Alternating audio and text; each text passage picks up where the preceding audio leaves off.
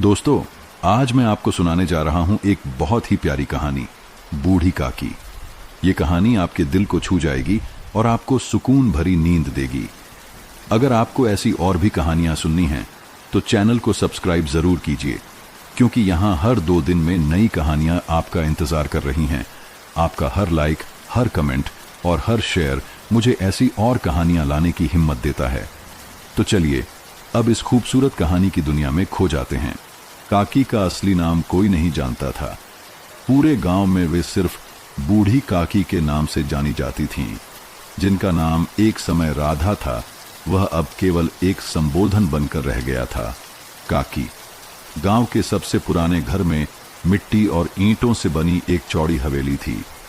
एक वक्त में उस हवेली में 18 लोग रहा करते थे।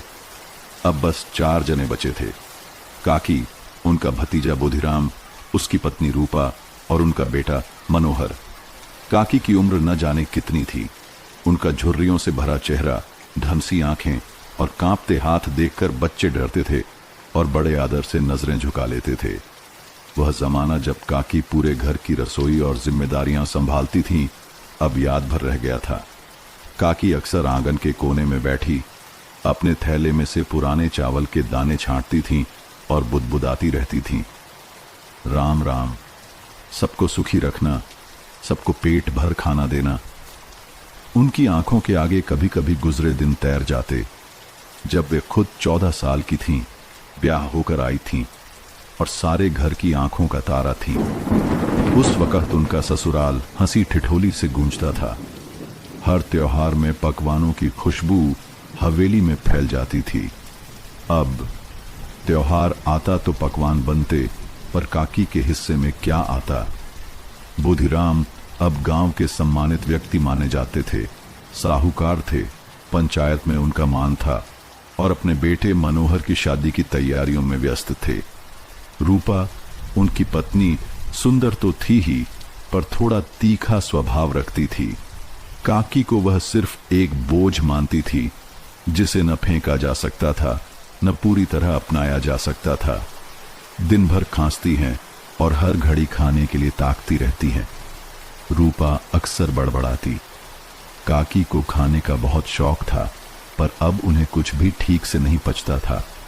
फिर भी जैसे ही घर में रोटियों की महक आती, वह अपने कमजोर शरीर को घसीटती हुई रसोई की ओर बढ़ती और अक्सर रूपा का ताना सुनती, इतनी भूख कैसे लगती है काकी, दिन भर तो बैठी रहती हैं।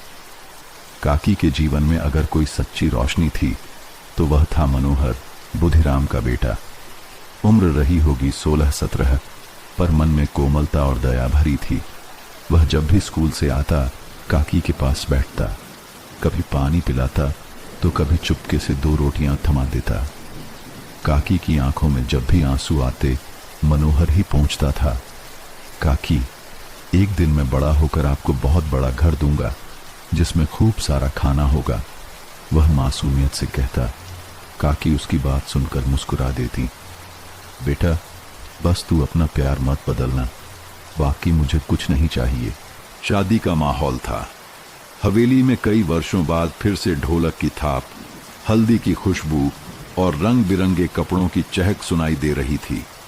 बुधिराम का बेटा मनोहर अब सयाना हो चुका था और उसके विवाह के लिए एक संपन्न परिवार की लड़की चुनी गई थी, श्यामा। लड़की सुंदर थी, पढ़ी लिखी भी और घर में तुरंत अपनापन ले आई थी। सारा गांव शादी के निमंत्रण में आमंत्रित था। बुधिराम ने पूरे गांव को भोज देने का वादा किया था, 50 पत्तल दोपहर की और 100 पत्तल रात की। बूढ़ी काकी की उत्सुकता काकी के कानों ने ढोलक की थाप और महावर की महक बहुत दूर से पहचान ली थी। उनका मन ललचाया, जैसे किसी सूख चुके पौधे को दूर से पानी की सौंधी गंध आने लगे। किसका ब्याह है? उन्होंने एक दिन पूछा। रूपा ने चिढ़ते हुए कहा, तुम्हें क्या करना है ब्याह से? खाओगी तो वैसे भी नहीं, देखोगी भी क्या? अंधी आंखों से कौन सा दूल्हा पहचान लोगी? काकी चुप हो गईं। पर उस रात जब मनोहर उनके पास आया, काकी ने धीमे से उसका हाथ पकड़ लिया। बेटा, तुम्हारा ही तो ब्याह है। मनोहर ने मुस्कुराते हुए सिर हिलाया। हाँ काकी, तुम्हारे ही आशीर्वाद से। पर तुम आओगी ना? काकी की आंखों में नमी थी। बेटा, मेरी आंखें अब गाड़ी नहीं देखती, पर मन अब भी भिगोता है। मुझे तेरे ब्याह का खाना सूंघना है, देखना नहीं। विवाह की तैयारियां, पूरा घर चहल पहल से गूंज रहा था। बहुएं, नंदें, रिश्तेदार, ऑल हसलिंग अबाउट। रसोई में हर घड़ी कोई कुछ पका रहा था। चूड़ा दही से लेकर पूड़ी कचौड़ी तक। गुड़ की खुशबू, सौंधी मसालों की लहरें और देसी घी की महक काकी को बेचैन कर रही थी। रूपा ने सावधानी बरती थी। काकी को रसोई के पास न बैठने देना, बूढ़ी है। एक बार देख लिया तो फिर हर घंटे मुंह उठाए चली आएंगी। काकी ने फिर भी किसी दिन थोड़ी खांसी का बहाना बना लिया। किसी दिन दरवाजे के पास बैठी रहने लगी ताकि कोई चुपके से एक पूड़ी ही दे जाए। पर इस बार कोई नहीं आया। शादी की रात काकी अकेली अपने कोठरी में बैठी थी। बाहर आतिशबाजी की आवाजें गूंज रही थीं। ढोल, नगाड़े और गाने की आवाजें आ रही थीं। बारात आ चुकी थी। श्यामा की डोली सज चुकी थी। रूपा और अन्य औरतें सजी धजी बारातियों का स्वागत कर रही थीं। काकी को लगा जैसे जिंदगी उनके पास से हंसते हंसते निकल गई हो। उन्होंने आहिस्ता से अपनी पुरानी ऊनी चादर ओढ़ ली और आंखें मूंद ली, पर मन ने मानो साथ नहीं छोड़ा। उन्हें भूख लगी थी, बहुत भूख। रात के तीसरे पहर की हलचल जब रात ढलने लगी और अधिकतर लोग खाना खाकर सो गए, तब काकी ने अपनी लाठी उठाई और आंगन में निकली। वह रसोई की दिशा में चल दी। वहां रखे बर्तनों से देसी घी और बेसन की खुशबू आ रही थी। वो चुपचाप चौखट के पास बैठ गईं और धीरे से बुदबुदाईं, कोई रोटी दे दो बेटा, बहुत भूख लगी है, बस एक ही दे दो। रसोई में कोई नहीं था, सब जा चुके थे, पर एक पत्तल किसी बाराती के अधूरी छोड़ी हुई कोने में पड़ी थी। काकी ने कांपते हाथों से उसमें से एक आधी पूड़ी उठाई। जैसे ही वो मुंह तक ले जाने लगी, कौन है वहां? रूपा की चिल्लाहट गूंजी। रूपा, जो अपनी साड़ी संभालते हुए पीछे आ रही थी, काकी को पत्तल के पास बैठे देखकर बिफर गई। हाय राम, शादी के दिन चोर बन गई आप। सबके सामने इज्जत मिट्टी में मिल जाए बस। काकी कांपती हुई बोल पाई, बहू, बस भूख लगी थी, पत्तल छूने की गलती हुई। रूपा ने झटपट पत्तल खींची और काकी के सामने से हटा दी।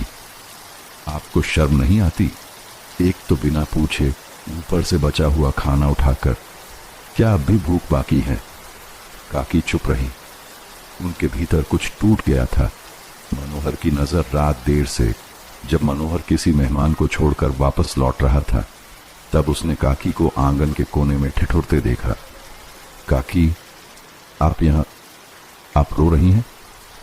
काकी ने कुछ नहीं कहा। उनके होंठ कांप रहे थे। आंखों से 2 आंसू गिरे। मनोहर समझ गया। उसने तुरंत रसोई में जाकर कुछ पूड़ियां, हलवा और एक कटोरी दूध लाकर काकी की थाली में परोस दिया। ये लीजिए काकी, ये तो आपके बिना पूरा नहीं होता। आपने मुझे जन्म दिया है, आपको भूखा नहीं रहने दूंगा। काकी की आंखें भर आईं। उन्होंने कांपते हाथों से पूड़ी उठाई। बेटा, आज मेरी आत्मा को रोटी मिली। राम तुझे इतना सुख दे कि तेरी मां भी देख न पाए। भूख केवल शरीर की नहीं होती। रात का वह दृश्य, ठंडी जमीन पर बैठी एक बुजुर्ग स्त्री, फटे आंचल में कांपते हाथ और किसी बाराती की अधूरी पूड़ी में जीवन का सुख खोजती हुई, केवल एक घटना नहीं थी, वह एक पुरानी पीड़ा का उद्घाटन था। यह भूख सिर्फ पेट की नहीं थी, यह वह भूख थी जो वर्षों से उपेक्षा, अपमान और अकेलेपन में पकती रही थी। अतीत की परछाइयां काकी अब दिनों तक चुप रहीं। वे अक्सर अकेली बैठी रहती, न कुछ मांगती न कुछ कहती। केवल उनके होंठ हिलते, जैसे किसी गहरे संवाद में हो, किसी ईश्वर से, किसी बीते हुए बेटे से, या उस अपनेपन से जो अब खो चुका था। उनकी आंखें कभी कभी स्थिर हो जाती, जैसे वे किसी पुराने दृश्य को देख रही हों। एक नौजवान लड़का, उनका बेटा, हल की मूठ पकड़े खेत में काम कर रहा था। वे उसे पानी का मटका लेकर खेत में देती और वह हंसकर कहता, अम्मा आज गुड़ की रोटी बनाना, थक गया हूं। काकी कहती, तो तू गुड़ ही खा ले, रोटी तो हर दिन बनती है। लड़का मुस्कुराता और अब वह मुस्कान केवल स्मृति बनकर रह गई थी। बुधिराम की उलझन। बुधिराम इन दिनों असमंजस में था। एक ओर शादी के बाद गांव में सम्मान बढ़ा था, दूसरी ओर रूपा ने साफ कह दिया था, अगर बूढ़ी काकी को इसी तरह तुम सिर चढ़ाते रहोगे तो मैं इस घर में चैन से नहीं रह सकती। उनके लिए अलग से कुछ करो, ना तो अब वो घर संभालती हैं, ना रिश्तेदारों में काम आती हैं, रोज बस भूख का राग। बुधिराम ने उत्तर में कुछ नहीं कहा, पर वह जानता था कि काकी ही वो नींव थी जिस पर ये घर खड़ा था। श्यामा की नई दृष्टि, श्यामा जो अब इस घर की बहू थी, ने धीरे धीरे सब कुछ देखना शुरू कर दिया था। वह पढ़ी लिखी थी, पर उससे भी ज्यादा उसके पास था संवेदनशील मन। उसे जब पहली बार यह झात हुआ कि उसकी सास ने काकी को डांटा था, वह चुप रही। पर एक रात जब उसने देखा कि बूढ़ी काकी अपने कंबल में लिपटी हुई रोटी के एक टुकड़े को दबाकर रो रही है, तब वह अंदर तक कांप गई। अगले दिन वह चुपचाप उनके पास बैठ गई और बोली, काकी मैं आपके लिए खाना लाया करूं क्या? कोई नहीं देखेगा। काकी ने धीरे से उसकी ओर देखा, उनकी आंखें नम थीं। बेटी तू रोटी लाए या न लाए, तूने बात तो की। एक भिक्षा का अधिकार। एक दिन गांव के मंदिर में कथा थी। सब महिलाएं सज धज कर वहां जा रही थीं। रूपा और श्यामा भी गईं। काकी दरवाजे के पास बैठी रहीं, उस जमीनी चौखट पर जिसे उन्होंने कभी अपने हाथों से पोता था। कथा में अन्नदान की महिमा बताई गई। जो भूखे को रोटी देता है वही भगवान को भोग लगाता है, पंडित जी बोले। श्यामा का सिर झुक गया। रूपा ने भी सुना, पर उसे फर्क नहीं पड़ा। जब वे घर लौटी, काकी अब भी दरवाजे पर बैठी थीं। उन्होंने कुछ नहीं कहा, पर उनकी आंखें उन पंक्तियों को दोहरा रही थीं। मनोहर का छोटा विद्रोह। मनोहर अब धीरे धीरे बड़ा हो रहा था। स्कूल से आने के बाद वह काकी के पास बैठता, उनके पैर दबाता और छुपाकर कुछ खाने को देता।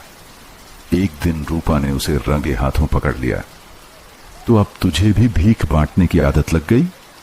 मनोहर की आंखों में क्रोध आ गया। मां, अगर ये भीख है तो फिर तूने अपने मां बाप से जो लिया वो क्या था? रूपा सन्न रह गई। बुधिराम ने यह सुना और भीतर जाकर मनोहर को डांटा, पर वह जानता था बेटा सही था। एक नई सुबह, अगले दिन सुबह काकी को चौखट के पास नहीं देखा गया। वह अपनी कोठरी में चुपचाप पड़ी थी। श्यामा भागती हुई पहुंची और देखा काकी अब भी थी, पर बहुत कमजोर। काकी, आपने कुछ खाया? उसने पूछा। काकी ने धीमे से सिर हिलाया। श्यामा ने पहली बार बिना छिपाए उनके लिए थाली सजाई, गर्म पूड़ियां, सब्जी और हलवा। रूपा ने देखा, पर कुछ कहा नहीं।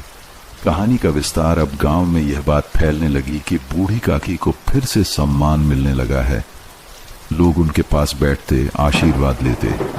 काकी अब भी कमजोर थीं, पर मन में उजाला आने लगा था। मनोहर ने एक दिन कहा, काकी अब आप मेरे कमरे में रहेंगी, आपका बिस्तर भी नया लगेगा और रोटी भी गर्म होगी। काकी ने कांपती हुई हथेली से उसका सिर सहलाया। बेटा, मैं अब ज्यादा नहीं रहूंगी, पर तूने जो किया है वही असली धर्म है। एक लंबी रात की शुरुआत। गांव की शामें अब ठंडी होने लगी थीं। सावन बीत चुका था और शरद का मौसम धीरे धीरे दस्तक दे रहा था। हवाओं में नमी थी, पर बूढ़ी काकी के भीतर सूखा पसरा था। मनोहर के प्रेम, श्यामा की करुणा और रूपा की अनकही क्षमा ने थोड़ी राहत दी थी, लेकिन उनके भीतर की थकान अब उतरने लगी थी।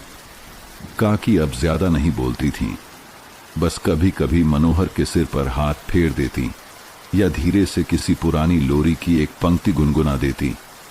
एक साधारण सी शाम। उस दिन शाम के समय आंगन में तुलसी चौरे के पास सब बैठे थे।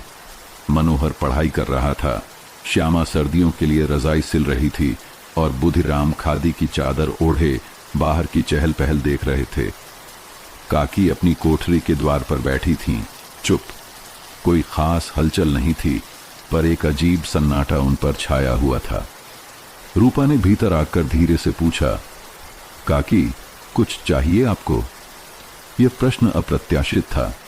काकी ने उसकी ओर देखा, एक हल्की मुस्कान आई और फिर सिर हिला दिया। नहीं बेटी, सब कुछ मिल गया, अब कुछ नहीं चाहिए। अंधेरी रात की चुप्पी रात होते होते आकाश में बादल घिर आए। बिजली दूर क्षितिज में चमक रही थी। घर के लोग भीतर सोने लगे। श्यामा ने काकी के पास दीपक जलाकर रखा और कहा, काकी, कुछ जरूरत हो तो आवाज देना। काकी मुस्कुराई। अब मेरी आवाज कौन सुनेगा बेटी? बस तेरी ये दीपक की लौ ही काफी है। यही तो जीवन भर चाहिए थी। रात के तीसरे प्रहर की गूंज आधी रात को जब हवाएं तेज हुईं, दीपक की लौ कांपने लगी। काकी की सांसें भी उसी लौ की तरह धीमी होने लगी। उन्होंने अपनी पुरानी रुई की चादर ओढ़ी और चुपचाप लेट गईं। उनकी आंखें बंद थीं, होंठ धीमे धीमे राम नाम बुदबुदा रहे थे। राम, सीता, राम, मनोहर, बेटा, तू अच्छा है, बहुत अच्छा है। अंतिम क्षणों में एक स्पर्श मनोहर को जाने क्यों उस रात नींद नहीं आई। वह उठा और सीधे काकी की कोठरी की ओर गया। दीपक की हल्की रोशनी में उसने देखा, काकी की सांसें बहुत धीमी थीं। काकी, उसने धीरे से उनका हाथ पकड़ा। काकी ने आंखें खोली। बेटा, इतना ही कहा और उनका हाथ मनोहर की हथेली में ढीला पड़ गया। एक गहरी सांस के साथ जैसे सारी भूख, सारा दुख, सारा जीवन किसी हवा में घुल गया। काकी चली गई, चुपचाप। सुबह की खामोशी सुबह जब रूपा उठी और आंगन बुहारने लगी तो उसने देखा मनोहर जमीन पर बैठा था और काकी के सिरहाने उसका हाथ अब भी था। रूपा भीतर दौड़ी, श्यामा को आवाज दी, बुधिराम को उठाया। सब इकट्ठा हुए। कोठरी में सन्नाटा था, पर उस सन्नाटे में एक शांति थी। काकी के चेहरे पर पहली बार एक स्थायी संतोष था। श्यामा ने आगे बढ़कर धीरे से उनकी चादर ठीक की और आंखें बंद कर दी। गांव की प्रतिक्रिया गांव भर में यह खबर फैल गई कि बूढ़ी काकी नहीं रही। लोग आए, स्त्रियां रोईं, वृद्धों ने सिर झुकाए। काकी थी तो घर में एक आशीर्वाद था। अब लगता है जैसे कोई दरवाजा हमेशा के लिए बंद हो गया हो। एक बुजुर्ग बोला। मनोहर चुपचाप उनकी मिट्टी के पास बैठा रहा। उसकी आंखें अब भी नम थीं, पर चेहरा दृढ़ था। रूपा का पश्चाताप। रूपा ने जब अंतिम बार काकी की ओर देखा तो उसकी आंखों में आंसू आ गए। काकी, मैंने आपको कभी समझा नहीं। आप मां थीं, लेकिन मैंने सिर्फ बोझ देखा। वह फूट पड़ी। श्यामा ने उसका कंधा थाम लिया। वे सब कुछ समझती थीं और क्षमा कर चुकी थीं। श्यामा ने कहा। अंतिम विदाई जब अर्थी उठी, मनोहर ने कंधा दिया। फूलों की माला, तुलसी की पत्तियां और चंदन की लकड़ी से सजी काकी अब मौन थीं, पर उनके मौन में एक पूरा जीवन बोल रहा था। गांव की सड़कें, जिन पर उन्होंने कभी चूड़ियां खनकाई थीं, अब उनके अंतिम सफर की गवाह बन रही थीं। शमशान का उजाला चिता पर अग्नि लगते ही एक हल्की हवा चली। आकाश खुल गया, बादल हटे। श्यामा ने धीमे से कहा, देखो जैसे स्वर्ग द्वार खुल गया हो। मनोहर ने कहा, काकी भूखी नहीं गई, मैंने उन्हें आखिरी रोटी दी थी। श्यामा ने उसका हाथ थाम लिया। नहीं मनोहर, तुमने उन्हें आखिरी नहीं, पहली रोटी दी थी, जिसे उन्होंने दिल से खाया। शुद्धि के दिन काकी के निधन के बाद 7 दिन तक घर में सन्नाटा पसरा रहा। हंसी की जगह मौन ने ले ली थी और रसोई से आती खुशबुओं की जगह अब दीप, धूप और तुलसी के पत्तों की शांति भरी गंध रहने लगी थी। बुधिराम ने ब्राह्मणों को बुलवाकर विधिवत कर्म कराया। मनोहर ने पगड़ी बांधी। पहली बार अपने परिवार की परंपरा को जिम्मेदारी से अपने कंधों पर महसूस किया। पर सबसे ज्यादा बदलाव आया रूपा में। रूपा का बदलता हृदय। रूपा, जो पहले बूढ़ी काकी को बोझ समझती थी, अब हर दिन कोठरी में जाकर उनकी पुरानी चीजें सहेजने लगी थी। उनकी लकड़ी की लाठी, फटी हुई रजाई और वह पुराना चश्मा जिसकी एक डंडी टूटी हुई थी। कई बार वह अकेले बैठी बैठी रो पड़ती। काकी ने कभी मुझे कुछ कहा नहीं, फिर भी मैं हर बार उन्हें चुप कराने के बहाने ढूंढती रही।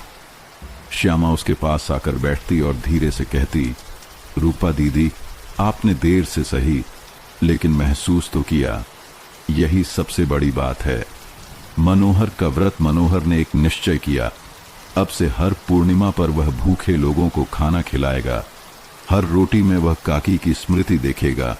हर बेसन की मिठास में उसे वह चुपचाप कांपते होंठ याद आएंगे जो बस रोटी कह पाने के लिए जीवन भर तरसते रहे। पहली पूर्णिमा पर उसने 10 विधवाओं को आमंत्रित किया, उनके पांव धोए और स्वयं खाना परोसा। गांव वाले चकित रह गए। एक किशोर ने जो किया वह बहुतों की उम्र बीतने पर भी न हुआ। काकी की अंतिम इच्छा, एक चिट्ठी 7वीं रात जब मनोहर अपनी पढ़ाई की किताबों में व्यस्त था, श्यामा उसके पास एक पुराना कपड़े में लिपटा कागज लेकर आई। ये तुम्हारे लिए है, काकी की कोठरी से मिला। मनोहर ने उसे धीरे धीरे खोला। कागज पर कांपते अक्षरों में लिखा था, बेटा मनोहर, अगर मैं न रहूं तो मेरी लाठी मत फेंकना। वो मेरा सहारा नहीं, मेरी तपस्या है। और मेरी रजाई किसी भूखे या ठिठुरते को दे देना। वो अब शरीर नहीं, सेवा ढकने के काम आएगी।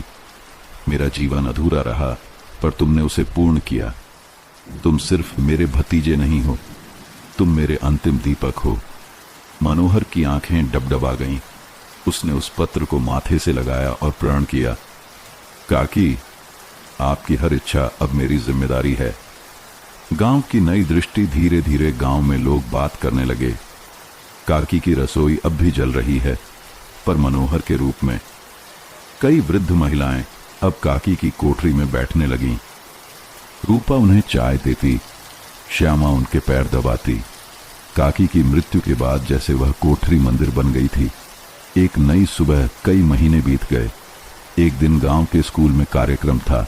मनोहर को वहां आमंत्रित किया गया, एक विशेष अतिथि के रूप में। मुख्य अतिथि ने जब भाषण देना शुरू किया तो कहा, आज हमें एक ऐसे बालक से प्रेरणा लेनी चाहिए जिसने भूख और उपेक्षा के बीच से सेवा और संवेदना का दीप जलाया। यह बालक मनोहर है, बूढ़ी काकी का पोता नहीं, उनका पुनर्जन्म है। तालियां बजीं। गांव की आंखों में काकी की छाया फिर से देखी गई। रूपा की नई भूमिका। अब रूपा हर दिन सुबह मंदिर जाती और लौटकर सबसे पहले रसोई में 2 रोटियां अलग बनाती, एक किसी भूखे के लिए और एक काकी के नाम की। रूपा कहती, वो रोटी किसी के पेट में जाए या नहीं, उसकी खुशबू अब मेरे घर में बनी रहेगी। श्यामा का सपना। श्यामा ने धीरे धीरे काकी की कहानियों को लिखना शुरू किया। उनकी भूख, उनका मौन, उनका प्रेम और उनका त्याग। उसने कहा, एक दिन मैं ये सब छपवाऊंगी ताकि हर घर में एक काकी की स्मृति जीवित रहे। मनोहर का संकल्प। मनोहर अब कॉलेज जाने लगा था, लेकिन हर शुक्रवार वह गांव लौटता और उसी कोठरी में एक रात बिताता। वहां अब भी वही दीपक जलाया जाता था, वही तुलसी रखी जाती थी और वही रजाई संभाली जाती थी। उसने वहां एक पट्टिका लगवाई, बूढ़ी काकी की स्मृति में। यहां एक भूखी आत्मा ने प्रेम से तृप्ति पाई थी। मनोहर की नई सोच। काकी की मृत्यु के बाद मनोहर की सोच पूरी तरह बदल गई थी। पहले वह एक साधारण छात्र था जो परीक्षा, नौकरी और भविष्य की चिंता करता था। अब उसमें एक अलग आग थी, एक ऐसी आग जो भूख से जन्मी थी और सेवा से जल रही थी। उसके भीतर एक स्वप्न पनप रहा था। कोई और काकी भूखी न सोए, कोई वृद्धा किसी पत्तल की बची पूड़ी के लिए न तरसे, और कोई बच्चा अपनी दादी को यूं चुपचाप दम तोड़ते न देखे। पहल की शुरुआत उसने गांव के चौपाल में एक बैठक बुलाई। शुरुआत में केवल 8 लोग आए। उनमें अधिकतर बूढ़े, कुछ किसान और एक मास्टर जी थे। मनोहर खड़ा हुआ, हाथ में एक लकड़ी की छड़ी, काकी की पुरानी लाठी। उसने कहा, गांव में 100 घर हैं, हर घर रोज 3 वक्त खाना पकाता है। अगर हर घर एक रोटी अलग रखे तो 100 रोटियां हर दिन जमा हो सकती हैं। इन रोटियों से हम उन वृद्धों को, बेसहारा विधवाओं को और गरीब बच्चों को खिला सकते हैं जिन्हें कोई नहीं पूछता। यह कोई भिक्षा नहीं है, यह प्रेम है, यह श्राद्ध नहीं है, यह जीवन है। काकी रसोई की स्थापना मास्टर जी ने प्रस्ताव को सहारा दिया। हम इसे नाम दें काकी रसोई, जहां हर दिन सुबह सुबह एक रसोइया इन रोटियों को इकट्ठा करेगा, सब्जी बनेगी और दोपहर को एक सामूहिक भोजन होगा। गांव में कुछ लोगों ने पहले मजाक उड़ाया, अरे लड़का बावला हो गया है, काकी के मरने का ऐसा असर पड़ा है। पर मनोहर डटा रहा। श्यामा, रूपा और मास्टर जी के सहयोग से जल्द ही एक छोटी झोपड़ी गांव के मंदिर के पास काकी रसोई के नाम से बन गई। पहली थाली पहले दिन सिर्फ 12 रोटियां आईं। रूपा ने कहा, बस यही? मनोहर मुस्कुराया। काकी भी तो पहली बार आधी पूड़ी से तृप्त हो गई थीं। शुरुआत भी वही होनी चाहिए। रसोई में एक हांडी में आलू की सब्जी बनी, 12 रोटियां गरम की गईं और पहली थाली 3 वृद्धाओं को परोसी गई। उनकी आंखें भर आईं। बेटा, ये तो काकी की रसोई नहीं, खुद मां अन्नपूर्णा की रसोई है, एक वृद्धा बोली। धीरे धीरे परिवर्तन हफ्ते भर में 12 की जगह 50 रोटियां आने लगीं। फिर अगले पखवाड़े में 80। अब गांव के बच्चे सुबह उठकर सबसे पहले रोटी लेकर काकी रसोई की ओर दौड़ते। हर दिन वहां से 30-40 लोगों को भोजन मिलने लगा। गांव की महिलाएं आगे आईं। श्यामा ने गांव की अन्य बहुओं को प्रेरित किया। काकी हमारी नहीं थी, फिर भी उन्होंने हमारे बेटे जैसे मनोहर को जन्म दिया। अब हमारा फर्ज है कि हम उनके नाम को भूख मुक्त बनाएं। महिलाओं ने बारी बारी से रसोई की जिम्मेदारी लेना शुरू किया। अब वह रसोई केवल खाना नहीं, सम्मान और प्रेम बांटने का स्थान बन गई थी। बुधिराम की आंखें खुली। एक शाम बुधिराम काकी की लाठी हाथ में लेकर काकी रसोई तक गए। उन्होंने देखा बच्चे सेवा कर रहे हैं, वृद्ध खा रहे हैं, महिलाएं रोटियां बांट रही हैं। उसकी आंखें भर आईं। मैंने मां को नहीं समझा, पर बेटा तूने उन्हें देवता बना दिया। मनोहर ने झुककर उनके पैर छुए। बाबूजी, वो मां अब इस गांव की आत्मा बन चुकी है। रूपा का उदय रूपा अब पहले जैसी नहीं रही थी। हर सुबह सबसे पहले वह 2 रोटियां निकालती और कहती, एक काकी के लिए, एक काकी की याद के लिए। वह अब न केवल काकी को याद करती थी, बल्कि उनकी सेवा को जीती भी थी। काकी रसोई का फैलाव जल्द ही आसपास के गांवों में भी मनोहर के काम की चर्चा होने लगी। दूसरे गांवों से लोग आकर देखने लगे कि एक छोटे से विचार ने कैसे एक बड़ा आंदोलन शुरू कर दिया। एक दिन जिला अधिकारी भी आए। उन्होंने काकी रसोई देखकर कहा, मनोहर, तुमने जो किया है वह देश के लिए एक उदाहरण बन सकता है। प्रेरणा से परिवर्तन मनोहर अब कॉलेज में भी सामाजिक कार्यों पर भाषण देने बुलाया जाने लगा। उसकी उम्र छोटी थी, पर बातें गहरी थीं। वह कहता, भूख केवल पेट की नहीं होती, किसी वृद्ध की उपेक्षा, किसी विधवा की तड़प, किसी गरीब की चुप्पी, ये सब भूख है। और एक रोटी, एक शब्द, एक हाथ, ये सब उपचार हैं। काकी फिर लौट आई। कभी कभी जब आकाश में शाम का सूरज डूबता और काकी रसोई में भोजन की अंतिम थाली परोसी जाती, तब मनोहर को लगता जैसे कोठरी के कोने में काकी बैठी हो, मुस्कुराते हुए और कह रही हो, बेटा आज भूख नहीं लगी, सब कुछ मिल गया। काकी की कोठरी अब एक स्मारक काकी की पुरानी कोठरी, जो कभी उपेक्षा और अकेलेपन की मूक गवाह थी, अब गांव के सम्मान का प्रतीक बन चुकी थी। मनोहर ने वहां एक साधारण लेकिन भावपूर्ण स्मृति पट्टिका लगवाई, जहां एक भूखी आत्मा को प्रेम से निवाला मिला। यही हमारी संस्कृति है। लोग रोज उस कोठरी में दीपक जलाने आने लगे। कई महिलाएं वहां बैठकर भजन गाती, कोई वृद्ध वहां शांति से बैठता और कई युवा वहां आकर अपनी सोच बदलते। गांव का बदला चेहरा, कभी जो गांव शादी ब्याह में ऊंच नीच सोचता था, अब वह भूख और सेवा को धर्म मानने लगा था। रोटियां अब काकी रसोई में सम्मान से रखी जाती थीं, जैसे घर का प्रसाद हो।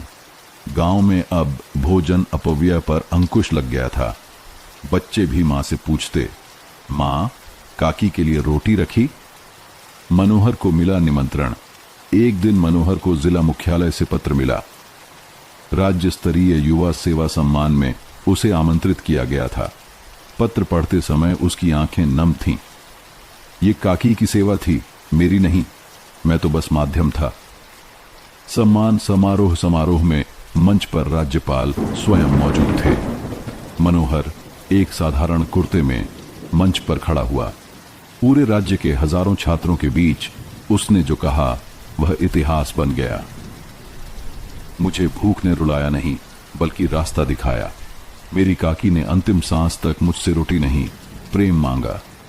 मैंने वो देना सीखा और वही बांटना चाहता हूं। अगर हर गांव एक काकी रसोई बना ले तो भारत में कोई भी भूखा नहीं मरेगा। तालियों की गूंज इतनी जोरदार थी कि मंच पर बैठे नेता भी उठ खड़े हुए। मनोहर को मिली सहायता सम्मान के साथ साथ सरकार ने भी पहल की। काकी रसोई मॉडल को जिला स्तर पर लागू करने का प्रस्ताव आया। अब पास के 4 गांवों में भी काकी रसोई स्थापित हुई। हर रसोई में एक बात अनिवार्य थी, प्रेम से रोटी परोसना। यही सेवा है। श्यामा की लेखनी से निकला जीवन। श्यामा अब एक लेखिका बन चुकी थी। उसने काकी की कहानी पर एक पुस्तक लिखी, अंतिम निवाला, एक भूखी मां की चुप्पी। पुस्तक का विमोचन गांव में ही हुआ। पत्रकारों, शिक्षकों, समाज सेवियों और विद्यार्थियों ने श्यामा के लेखन की सराहना की। पुस्तक का पहला पृष्ठ था काकी को समर्पित, जो बोलती नहीं थीं, लेकिन सब कुछ कह गईं। रूपा का नया उत्तरदायित्व। रूपा अब काकी की कोठरी की देखभाल करती, उसे रोज धोती, साफ करती और वहां दीपक जलाकर सबसे पहले प्रणाम करती। अब वह गांव की अन्य महिलाओं को भी सिखाने लगी कि सास कोई बोझ नहीं होती, वो तो बीते समय की चेतना होती है। एक दिन रूपा ने श्यामा से कहा, कभी सोचती थी कि काकी मेरे हिस्से का भार हैं, पर आज लगता है वे ही थीं जिन्होंने मेरा जीवन हल्का कर दिया। गांव में एक उत्सव, काकी दिवस। मनोहर ने एक प्रस्ताव रखा कि हर साल उस दिन को, जब काकी ने अंतिम सांस ली थी, काकी दिवस के रूप में मनाया जाए। गांव ने सहर्ष स्वीकार किया। उस दिन सभी घरों में एक रोटी काकी थाली में रखी जाती। सभी वृद्धों को आदरपूर्वक आमंत्रित किया जाता और बच्चों को कहानी सुनाई जाती, काकी की भूख की नहीं, उनकी करुणा की। मनोहर का पत्र भारत के राष्ट्रपति को। एक दिन मनोहर ने राष्ट्रपति भवन को एक भावनात्मक पत्र लिखा। आदरणीय राष्ट्रपति जी, जब आपके महल में दावत होती है, उसी समय हमारे गांव की कोई वृद्धा भूखी न सोए। यही मेरा सपना है। मैं कोई बड़ा कार्यकर्ता नहीं, बस एक पोता हूं। मेरी काकी की भूख ने मुझे रास्ता दिखाया है। अगर आप चाहें तो इस रसोई को भारत के हर गांव तक पहुंचा सकते हैं। आपका सेवक मनोहर। इस पत्र का उत्तर आया, बेटा मनोहर, तुम्हारे जैसे युवाओं पर भारत को गर्व है। यह कार्य भारत की आत्मा को जीवित रखेगा। काकी अब केवल गांव की नहीं रही। मीडिया ने जब इस कहानी को उठाया तो पूरा देश जान गया कैसे एक बुजुर्ग स्त्री की भूख ने एक आंदोलन खड़ा कर दिया, कैसे एक लड़के की संवेदना ने समाज का चेहरा बदल दिया, और कैसे बूढ़ी काकी अब भारत माता की सबसे चुप मगर सबसे बोलती तस्वीर बन गई। रोटी की खुशबू अब सीमाएं लांघ चुकी थी। कभी जो प्रेम की एक भूखी आंख से शुरू हुई थी, वह अब पूरे राज्य में फैल चुकी थी। काकी रसोई अब सिर्फ एक गांव की स्मृति नहीं, बल्कि आंदोलन बन गई थी। हर जिले में, हर कस्बे में, जहां भी लोग दिल से सुनते थे, वहां कोई न कोई बच्चा मनोहर की तरह कहता, हमारे घर से एक रोटी जाएगी किसी भूखे के लिए। मनोहर को नई दिशा। अब मनोहर कॉलेज की पढ़ाई पूरी कर चुका था। सरकारी नौकरी का प्रस्ताव भी आया, पर उसने मना कर दिया। श्यामा ने पूछा, बेटा अब क्या करोगे? मनोहर ने मुस्कुराकर कहा, मैं नौकरी से नहीं, सेवा से काकी की रोटी चुकाऊंगा। राष्ट्रीय सेवा संगठन का प्रस्ताव। राष्ट्रीय सेवा योजना एनएसएस के वरिष्ठ अधिकारी खुद गांव आए। उन्होंने कहा, हम चाहते हैं कि तुम काकी रसोई को स्कूल और कॉलेज स्तर तक ले जाओ। हर विद्यार्थी एक दिन रसोई सेवा में दे ताकि पढ़ाई के साथ सेवा भी सिखाई जाए। मनोहर ने हाँ कहा, पर एक शर्त रखी, रोटियां सिर्फ भूख मिटाने को नहीं, सम्मान देने को हों। परोसने वाला झुके और खाने वाला मुस्कुराए। मीडिया और जनमानस की भूमिका। अखबारों, पत्रिकाओं और टीवी चैनलों में काकी रसोई की कहानियां छपने लगीं। एक रोटी ने देश को जोड़ दिया। बूढ़ी काकी की कोठरी अब राष्ट्र की आवाज। जहां रोटी में इज्जत है, वहीं इंसानियत है। लोग कहते, वह कोई एनजीओ नहीं, एक चेतना है। कोई संस्था नहीं, एक आंदोलन है। और सबसे जरूरी, वह किसी सरकार की नहीं, किसी पोते की भाषा है। प्रेमचंद स्मृति संस्थान का विशेष निमंत्रण। वाराणसी स्थित प्रेमचंद स्मृति संस्थान ने मनोहर को आमंत्रित किया। वहां भारत भर के साहित्य प्रेमियों, शिक्षकों और समाज सेवियों की सभा थी। सभा में अध्यक्ष ने कहा, आज प्रेमचंद की आत्मा जहां सबसे ज्यादा जीवित है, वह इस युवा के भीतर है। बूढ़ी काकी कहानी केवल कथा नहीं रही, वह अब एक क्रांति बन गई है। सभा में मनोहर ने जब बोलना शुरू किया, सन्नाटा था। उसने कहा, प्रेमचंद जी की काकी ने एक रोटी मांगी थी, मैंने वो रोटी दे दी, लेकिन आज उसी रोटी की गूंज पूरी पीढ़ी में फैल रही है। जब तक एक वृद्ध भूखा है, तब तक हम शिक्षित नहीं हैं। गांव की बेटियां आगे आईं। श्यामा ने गांव की बेटियों के लिए एक पाठशाला शुरू की, काकी पाठशाला, जहां लड़कियां पढ़ाई के साथ सेवा, संवेदना और समाज का पाठ सीखती। हर शुक्रवार वे काकी रसोई में जाकर सेवा करती, बुजुर्गों से बातें करती, उनकी कहानियां सुनती और अपनी डायरी में लिखती। काकी की कहानी अब हमारी किताब बन रही है। एक बच्ची ने लिखा, रूपा की मौन तपस्या। रूपा अब अधिक नहीं बोलती थी, पर हर सुबह सूरज उगने से पहले काकी की कोठरी में अकेले जाकर रोती थी। पर अब यह रोना पश्चाताप का नहीं, बल्कि उस प्रेम की गूंज थी जो वह काकी से देरी से समझ पाई थी।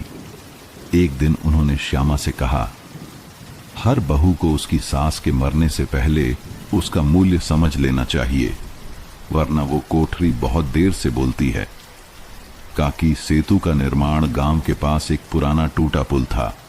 मनोहर ने पंचायत से कहा, यह सेतु दो टोलों को जोड़ता है, जैसे काकी ने दो पीढ़ियों को जोड़ा है। इसे काकी सेतु नाम दिया जाए। सेतु के उद्घाटन पर सभी ने तालियां बजाईं। एक वृद्ध ने कहा, अब हम सिर्फ एक किनारे पर नहीं हैं, अब सब साथ हैं। विदेशों से प्रतिक्रियाएं।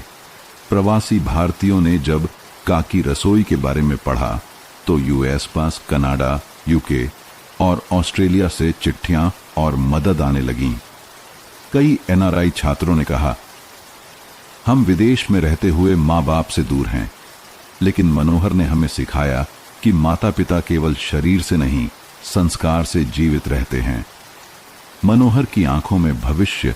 अब वह 25 वर्ष का था, पर उसकी आंखों में कोई संकोच नहीं था। श्यामा ने एक दिन पूछा, बेटा, अब जीवन में क्या सपना है? मनोहर ने कहा, हर राज्य में एक काकी कोठरी होगी, हर शहर में एक काकी रसोई, हर विद्यालय में एक पाठ संस्मरण बूढ़ी काकी, और हर दिल में एक रोटी रखने की भावना। और अंत में एक छोटी सी घटना। एक दिन एक छोटी बच्ची काकी रसोई में आई। उसने एक रोटी लाई और धीरे से परोसने वाले से कहा, ये मेरी नानी की याद में है, वो भी बिना बोले ही जाती थी। मनोहर ने उसे सिर से लगाया। एक और काकी ने उस दिन दुनिया को जोड़ दिया था।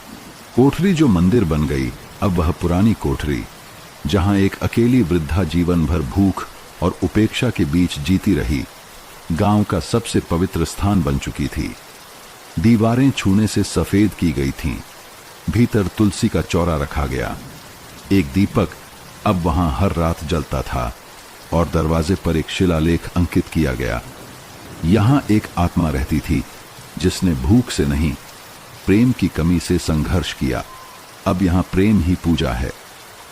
राष्ट्रीय स्मारक की मान्यता जिला कलेक्टर और राज्य सरकार के प्रस्ताव पर बूढ़ी काकी की कोठरी को राष्ट्रीय लोक धरोहर स्मारक घोषित किया गया।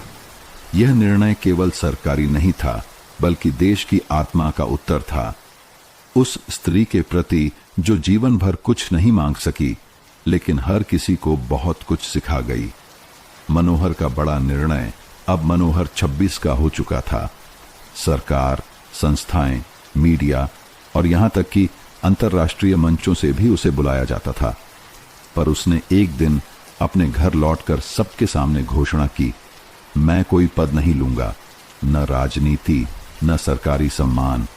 मेरी सेवा काकी कोठरी के द्वार से शुरू हुई थी और वहीं पूरी होगी। बुधिराम ने पूछा, बेटा, तू देश चला सकता है, तू इतना पढ़ा है, समझदार है, इतनी छोटी सोच क्यों? मनोहर ने मुस्कुराकर जवाब दिया, बाबूजी, जब कोई भूखा होता है तो उसे भाषण नहीं, रोटी चाहिए। मैं रोटी परोसूंगा, शब्द नहीं। कोठरी का पुजारी मनोहर अब गांव में बच्चे जब स्कूल जाते तो पहले काकी की कोठरी में जाकर माथा टेकते। मनोहर अब वहां का पुजारी था, न पगड़ी पहने, न चंदन लगाए, न मंत्र पढ़ता हुआ, बल्कि एक तख्त पर बैठा युवक जो बस सबको सुनता था। वहां रोने वाले आते, हंसने वाले भी, कुछ अपनी व्यथा कह जाते, कुछ मौन बैठते, और वह कोठरी हर किसी को भीतर से बदल देती। एक साधारण सा दोपहर का दृश्य। एक दिन दो छोटे बच्चे दौड़ते हुए आए, मनोहर भैया, हमारे पिताजी की नौकरी छूट गई, मां बहुत उदास हैं। मनोहर चुपचाप उठा, कोठरी के भीतर गया, पुरानी रजाई के नीचे रखा एक थैला निकाला। उसमें कुछ कपड़े, कुछ पैसे और एक चिट्ठी। चिट्ठी पर लिखा था, जब किसी का घर उजड़ जाए तो उसे यह थैला दे देना। यह वही रजाई है जिसमें मेरी काकी ठिठुरती थी, अब वह किसी को थामा करे। रूपा की भूमिका एक गुरु मां की रूपा, जो कभी एक बहू के रूप में अपने परिवार में रोटी की गिनती करती थी, अब गांव की बहुओं को सिखाती थी। हर रसोई एक मंदिर है और हर सास एक देवी, जिसे अगर सम्मान मिला तो वो रोटी से परिवार जोड़ देगी। उसने काकी गृह पाठशाला शुरू की, जहां नवविवाहित बहुएं सासों की कहानियां सुनती और सासें बहुओं की बातें। श्यामा की आखिरी किताब श्यामा अब अपने जीवन के अंतिम वर्षों में थी। उसने एक अंतिम पुस्तक लिखी, काकी का द्वार, जहां धर्म मौन है। उस पुस्तक का अंतिम वाक्य था, कभी कोई भूखा नहीं गया उस कोठरी से और कभी कोई खाली मन भी नहीं लौटा। एक अप्रत्याशित आगंतुक एक दिन एक बुजुर्ग महिला आई, करीब 75 वर्ष की, बहुत धीरे चलने वाली, सफेद बाल, शांत चेहरा। उन्होंने कोठरी में प्रवेश करते ही काकी के पुराने आसन पर हाथ रखा और चुपचाप बैठ गईं। मनोहर ने पूछा, आप काकी को जानती थीं? उन्होंने कहा, मैं उनकी बहन हूं।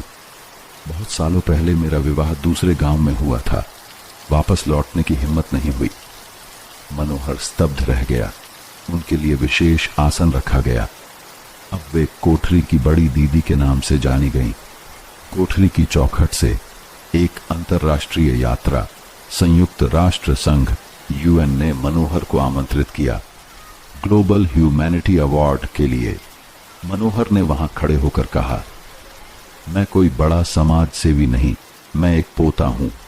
मेरी दादी की थाली में जो बचा था वही मैंने दुनिया को दिया है। अगर भूख को समझ लिया जाए तो विश्व में कोई युद्ध नहीं रहेगा। पूरा सभागार खड़ा होकर ताली बजा रहा था, पर मनोहर की आंखें नम थीं। उसे लग रहा था कहीं कोठरी में आज काकी फिर मुस्कुरा रही हैं। मनोहर की बढ़ती उम्र, सेवा की थकान नहीं, वर्ष दर वर्ष बीतते गए। मनोहर अब 70 वर्ष के करीब था। चेहरे पर झुर्रियां थीं, लेकिन आंखों में वही दीप्ति जो कभी एक भूखी काकी की आंखों में देखा था। काकी रसोई, अब केवल भारत ही नहीं, नेपाल, श्रीलंका, बांग्लादेश, यहां तक कि अफ्रीका तक पहुंच चुकी थी। नई पीढ़ी, सेवा का उत्तराधिकार श्यामा और रूपा अब इस दुनिया में नहीं थी, लेकिन उन्होंने जो बीज बोए थे वो अब वृक्ष बन चुके थे। मनोहर का पोता अर्जुन अब काकी रसोई का संचालन कर रहा था। एक दिन अर्जुन ने अपने दादा से पूछा, दादाजी, क्या हम इसे फाउंडेशन बना लें ताकि सरकारी स्तर पर बड़ा काम हो सके? मनोहर मुस्कुराए। उन्होंने धीरे से अपनी पुरानी लकड़ी की लाठी उठाई जो कभी काकी की थी और बोले, फाउंडेशन कागज पर होते हैं, ये रोटी तो दिल से बनती है बेटा। अर्जुन की दृष्टि, अर्जुन आधुनिक था। उसने टेक्नोलॉजी का प्रयोग शुरू किया। हर गांव की काकी रसोई का डिजिटल रिकॉर्ड रखा गया। मोबाइल ऐप बना जहां लोग भोजन दान कर सकते थे। एआई सिस्टम से यह जाना जाने लगा कि किस क्षेत्र में भूख सबसे अधिक है। पर उसने एक बात हमेशा याद रखी, तकनीक से सेवा आसान हो सकती है, लेकिन भावना कभी डिजिटल नहीं होती। एक अनोखा दृश्य एक दिन अर्जुन ने अपने दादा से कहा, दादाजी, आज एक कोठरी में मैंने एक लड़की को देखा। वो रोटी परोसते हुए काकी कह रही थी, पर वहां कोई नहीं था। मनोहर चुप हो गए। धीरे से बोले, वो वहां थी बेटा। काकी अब हर कोठरी में है, हर भूखे के पास, हर उस रसोई में जहां प्रेम से रोटी बनती है। काकी की कथा। अब पाठ्यक्रम में भारत सरकार ने निर्णय लिया कि बूढ़ी काकी की विस्तारित कथा अब कक्षा 8 और 9 के हिंदी साहित्य पाठ्यक्रम में पढ़ाई जाएगी। इसका शीर्षक रखा गया, रोटी का धर्म, बूढ़ी काकी की वसीयत। पुस्तक का पहला वाक्य, एक वृद्धा थी जो चुप रहती थी, लेकिन उसने देश को बोलना सिखा दिया। मनोहर की अंतिम इच्छा। मनोहर अब कमजोर हो चुका था। एक दिन उसने अर्जुन को बुलाया और कहा, बेटा, जब मैं चला जाऊं तो मेरी अस्थियां उस कोठरी के चौखट में रखना जहां कभी मेरी काकी बैठती थी। मैं भी उसी जगह बैठना चाहता हूं ताकि जब कोई भूखा आए तो मेरी आत्मा फिर कह सके, बेटा, रोटी है ना। उस रात मनोहर उस रात सोया नहीं। वो काकी की कोठरी में अकेला बैठा, हाथ में वही लकड़ी की लाठी और सामने वही दीपक जो दशकों से जलता आ रहा था। धीरे धीरे उसकी सांसें मंद हुईं। अर्जुन जब सुबह आया तो देखा मनोहर वहीं बैठे थे, शांत, मुस्कुराते हुए, जैसे काकी की गोद में ही सो गए हों। अंतिम संस्कार।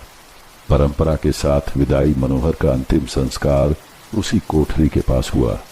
लाखों लोगों ने सोशल मीडिया पर श्रद्धांजलि दी। टीवी पर विशेष कार्यक्रम चला, जिसने रोटी को धर्म बना दिया। मनोहर की कथा। उनकी अस्थियां उसी चौखट में रखी गईं जहां एक समय काकी ने पत्तल उठाई थी। आज का युग, काकी की परंपरा जीवित है आज। जब कोई बच्चा पहली बार सेवा करता है, जब कोई युवा माँ के हाथ की रोटी किसी वृद्ध को देता है, जब कोई सास बहू एक साथ रसोई में रोटियां बेलती है, तब कोई नहीं देखता, लेकिन एक कोठरी की पुरानी मिट्टी हंसती है और एक अदृश्य काकी कहती है, बेटा, आज भूख नहीं लगी। कहानी समाप्त नहीं होती, क्योंकि काकी कोई व्यक्ति नहीं थी, वे एक विचार थी, और विचार मरते नहीं, वे हर रोटी के साथ जीवित रहते हैं। दूसरी कहानी है नमक का दरोगा। काशी नगरी, जहां गंगा की कलकल धारा वेदों के स्वर से मिलती थी, वहां के एक मोहल्ले में एक साधारण लेकिन प्रतिष्ठित कायस्थ परिवार रहता था। यह परिवार था पंडित अयोध्या प्रसाद का। वृद्ध हो चले अयोध्या प्रसाद कभी कचहरी में क्लर्क थे, पर अब अपने इकलौते बेटे की नौकरी की आशा में दिन काट रहे थे। उनका पुत्र वंशीधर, अध्ययनशील, तेजस्वी और अपने पिता की तरह सिद्धांतों का पक्का युवक था। काशी के विद्यालय से पढ़ाई पूरी करने के बाद वह अब सरकारी नौकरी की तैयारी कर रहा था। उसका सपना था कि वह किसी बड़े ओहदे पर पहुंचे, समाज में सम्मान पाए और पिता का सिर गर्व से ऊंचा हो। अक्सर उसकी मां कहा करती थी, बिटवा, तू दरोगा बन जा। हमार बुढ़ापा सुखी हुई। और अयोध्या प्रसाद मुस्कुराते हुए कहते, हमारा वंशीधर तो ऐसा काम करेगा कि पूरा मोहल्ला सराहेगा। वंशीधर में एक खास बात थी, उसकी आंखों में ईमानदारी की चमक थी और चाल में आत्मविश्वास की गूंज। वंशीधर ने अपने जीवन में अनेक कठिनाइयों का सामना किया था, पर उसने कभी हिम्मत नहीं हारी। काशी के भीड़-भाड़ वाले मोहल्ले की तंग गलियों में उसकी सोच हमेशा खुले आकाश को छूने की आकांक्षा रखती थी। वह जानता था कि एक निर्धन परिवार से निकलकर बड़ा बनना आसान नहीं, पर नामुमकिन भी नहीं। बचपन की स्मृतियां अक्सर वंशीधर को याद आता कि जब वह छोटा था, पिता कचहरी से थक कर आते और मां उन्हें तांबे के लोटे में ठंडा पानी देती। पिता कभी कभी कहा करते, बेटा, सरकारी नौकरी अगर ईमानदारी से की जाए तो भगवान भी रास्ता खोल देते हैं। पर आजकल कौन ईमानदारी से जीता है? वंशीधर यह सुनकर चुप रह जाता, पर भीतर कहीं उसकी आत्मा तड़प उठती थी। युवा सपने अब जब वंशीधर की उम्र 25 की हो चली थी, वह हर दिन सरकारी समाचार पत्रों में नौकरी के विज्ञापन देखता और आवेदन करता। एक दिन सुबह सुबह चिट्ठी आई, आपको नमक विभाग में दरोगा पद पर नियुक्त किया गया है। कृपया 1 सप्ताह के भीतर कलेक्टर कार्यालय में उपस्थित हों। पूरा घर खुशी से झूम उठा। मां ने आंखों में आंसू भरकर कहा, भगवान के घर देर है, अंधेर नहीं, तू अब हमारा सहारा बन गया। पिता, जिनकी आंखों की रोशनी अब कम होने लगी थी, ने कांपते हुए हाथों से बेटे के कंधे पर हाथ रखकर कहा, वंशीधर, यह सिर्फ नौकरी नहीं है, यह जिम्मेदारी है। यह ओहदा तुझे आज जमाएगा, पर हार मत मानना। वंशीधर ने प्रण किया कि वह अपने आदर्शों से कभी समझौता नहीं करेगा। यात्रा की तैयारी दरोगा की पहली नियुक्ति एक तटीय कस्बे में हुई, जहां नमक की तस्करी और गैरकानूनी व्यापार बहुत आम था। कहते हैं, वहां पर धनी जमींदारों और व्यापारियों की मिलीभगत से सरकार को हर महीने लाखों का घाटा होता था। यह क्षेत्र ईमानदार अफसरों के लिए मुसीबत बन जाता, पर वंशीधर का आत्मबल अडिग था। पिता ने उसे एक पुरानी थैली दी, जिसमें कुछ पैसे और एक कागज की पोटली थी। इसमें तुलसी की माला है, इसे गले में डाल लेना, तेरी रक्षा करेगी, मां बोली। और इस तरह वंशीधर साधारण वस्त्रों में पैदल स्टेशन की ओर चल पड़ा। दिल में उत्साह, आंखों में सपने और आत्मा में ईमानदारी की मशाल थी। वंशीधर जिस क्षेत्र में दरोगा बनकर पहुंचा, वह समुद्र के किनारे बसा एक व्यापारिक कस्बा था, अमनगढ़। दिखने में शांत, पर भीतर ही भीतर यह कस्बा अवैध नमक व्यापार की जड़ों से ग्रस्त था। अंग्रेज सरकार ने नमक पर कठोर कर लगाया था, जिससे आम जनता की जिंदगी कठिन हो गई थी। इसी कारण नमक तस्करी फलने फूलने लगी थी। नमक और सत्ता सरकार का यह नियम था कि कोई भी व्यक्ति सरकार से अधिकृत कारखानों के सिवा कहीं और से नमक न बना सकता था और न खरीद बेच सकता था। लेकिन अमनगढ़ के आसपास के सैकड़ों परिवार समुद्र से नमक एकत्र कर गुप्त रूप से व्यापारी वर्ग को बेचते थे। यह व्यापार इतना गहरा था कि थाने से लेकर अदालत और जमींदारी तक की जड़ें इसमें गड़ी थीं। विजयराज सिंह इस व्यापार के सबसे बड़े खिलाड़ी थे, एक प्रभावशाली जमींदार जिनका बाहरी चेहरा समाज सेवी था, पर भीतर वे पूरे नेटवर्क के सूत्रधार थे। उनके गोदामों में हजारों मन नमक छिपाकर रखा जाता। सरकारी अफसरों को मोटी घूंस देकर वह हर जांच से बच निकलते। पहले जो दरोगा था, उसे हर महीने एक तयशुदा राशि मिलती थी, बदले में आंखें मूंद लेनी होती थीं। आम जनता की हालत, कस्बे की गरीब जनता इस दोहरी व्यवस्था की मारी हुई थी, जहां एक तरफ उन्हें महंगे दाम पर नमक खरीदना पड़ता था, वहीं अगर कोई अपने लिए नमक इकट्ठा करता तो उसे अपराधी घोषित कर दिया जाता। लोगों के बीच यह बात आम थी, जिसके पास पैसा है वही कानून बनाता है। जब वंशीधर जैसे ईमानदार अधिकारी की नियुक्ति की गई, तो व्यापारी वर्ग और विजयराज सिंह के दरबार में हलचल मच गई। तैयारी और भय। कहते हैं, नया दरोगा काशी से आया है, पढ़ा लिखा है और ईमानदार भी। ईमानदारी यहां नहीं चलती भाई, यहां तो रुपया बोलता है। गोदामों में रातों रात माल हटाया जाने लगा। पुराने अफसरों ने अपने रिश्तों के जरिए वंशीधर तक पहुंचने की कोशिश की, पर वह किसी से प्रभावित नहीं हुआ।